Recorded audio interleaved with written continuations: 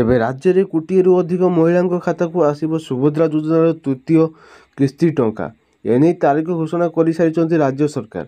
पूर्वर दुईटी पर्यायर 10,000 टंका मिल सारी। आउ किछि दिन पर सुभद्रार तृतीय किस्ती टंका हिताधिकारी खाताକୁ आसिब। सरकार घोषणा अनुसार राखी पूर्णिमा अर्थात 9 तारीख में अगस्ट मास तृतीय किस्ती टंका मिल अर्थात 15,000 टंका खाताକୁ आसिब, किंतु केवल योग्य हिताधिकारी ही पाइबे। अयोग्य हिताधिकारी आवेदन करिले ना काटिदेवे सरकार। द्वितीय किस्ती टंका मार्च 8 तारीख में महिला खाताକୁ आसीथिला। यापर आसंता राखी पूर्णिमा तृतीय किस्ती टंका प्रदान कराजिबो बोली उपमुख्यमंत्री प्रभाती परिडा सूचना देइथिले।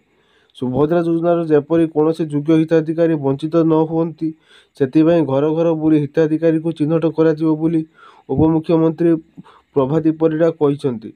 तो यही अपडेट देखा सर्वप्रथम तो आम चैनल को सब्सक्राइब करूँ और वीडियो को लाइक करूँ, शेयर करूँ।